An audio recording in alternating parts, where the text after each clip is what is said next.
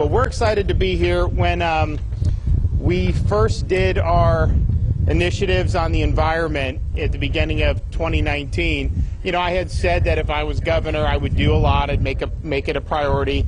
But, I think most people, while they appreciated that, they just assume people always say that to get elected. They don't do anything about it.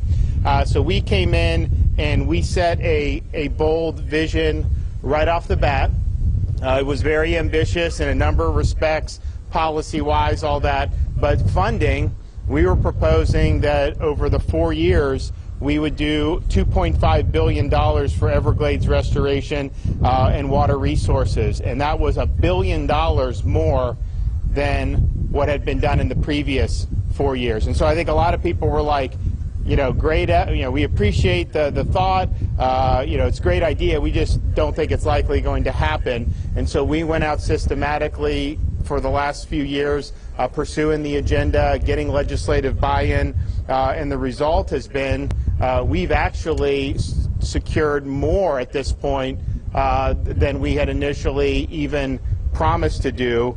And what I'll announce today will put us far beyond that initial goal. So they say under promise and over deliver. Well, I think what we did, I think we over promised, but we still over delivered, and that's even harder to do. So today for our budget, governor's budget recommendations, I'll be doing the full budget out probably at the beginning of December, but we have certain sections of the budget that are done. I announced our education portion of the budget yesterday, increased teacher pay, money to get rid of the FSA and go to progress monitoring. We're doing the bonuses, $1,000 for principals and teachers again, and a lot of other really good stuff, so we are proud about that. Our environment budget's probably the robust we've ever had it, and certainly since I've been governor, I would argue anytime in Florida. Part of the reason we're able to do this is because the state is strong. The state's on good financial footing. We kept Florida open when many people were criticizing us for doing that. The result has been we saved hundreds of thousands of jobs, thousands of businesses, and we've got revenue coming in strong because we have solid underlying dynamics in our economy. And so we're proud of doing that. So today, I'm happy to be able to say in our budget recommendations, we will have more than $960 million for Everglades and water quality funding, which is far more than anyone thought we could do.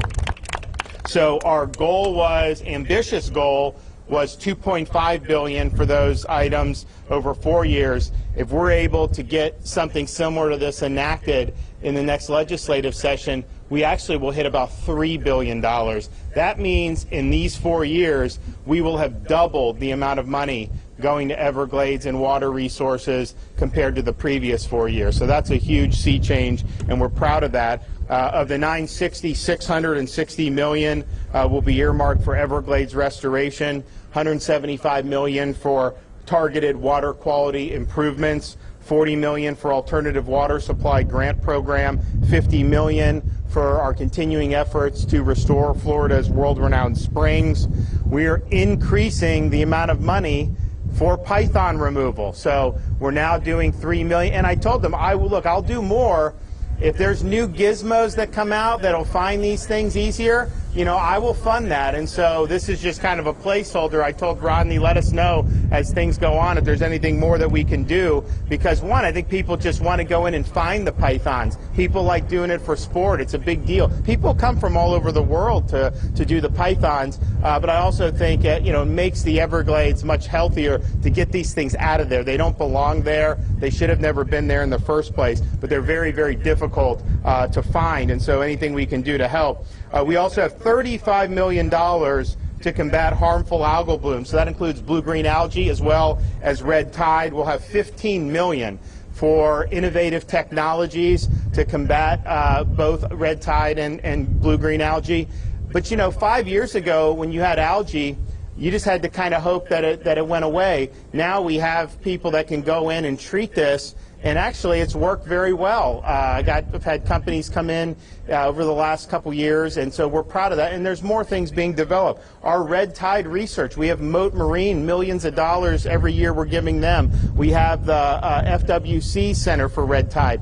All of that stuff is getting money more and more stuff is being looked at to be able to, the red tide's natural, so you can't say you'll prevent it from ever happening, but to mitigate it, I think is something that we're getting very close to having some effective things. We also are increasing aid to local government. One of the things we found when we had red tide, particularly this past year, if you go in and clean it up quickly, that makes a huge difference. And so we put millions of dollars in there in aid to local governments to be able to help them with that. The result was, it'd come in, it would be bad, you get the cleanup, and then it would be much better quicker than it otherwise would be if you didn't do those quick actions. So we're going to continue to support our local communities with that. We're also going to be, last year, we did really something that was path-breaking, a program called Resilient Florida, which really aims to assist different parts of the state in protecting against flooding and storms and all the things that we have to deal with as part of a coastal, low-lying state. And so we did over $625 million in the first year. This year's budget, I'm happy to say, we're going to be able to do another $550 million. So that'll be over $1 billion of effective seed money to be able to do, and these will be projects that local communities will put in money for. We'll then put in money in addition to that. And so that you're talking about things to protect coastlines, to protect against flooding. We have $50 million for planting and coral reef protection. So this is a lot of stuff I think that's really, really important, and we're happy to do it. We also, apart from all of that, going forward, we now in statute have earmarked a certain amount of money every year recurring from the dock stamps that come in for the Resilient Florida program. So I think it's about $130 million just naturally. Obviously, we're using that in here, but we're also doing more. So we're happy to be able to do that. So all in all, I mean, this is a lot of really, really good stuff. We're excited about the progress that we have made. But we know that there's a lot more, that we have to do. We have the Army Corps that is working on the schedule for regulating Lake Okeechobee. When I became governor, I went and worked with the Trump administration. I just said, look, we're putting our money where our mouth is. We're making the investments. We will have the infrastructure in place. It just doesn't happen overnight. So we're going to have that to where we can mitigate these discharges to the Caloosahatchee and St. Lucie, and we'll get more water moving south. And actually, South Florida Water Management, they're moving a lot more water south than they used to be able to do, and we're going to do more. But if that lake could be managed a little bit differently, particularly in the wet season, so that they're not sending all this algae out to the coast, that would really be a more balanced approach that would be good. And the result has been really over the 3 summers I've been governor, we've had relatively minimal discharges compared to what we have seen before.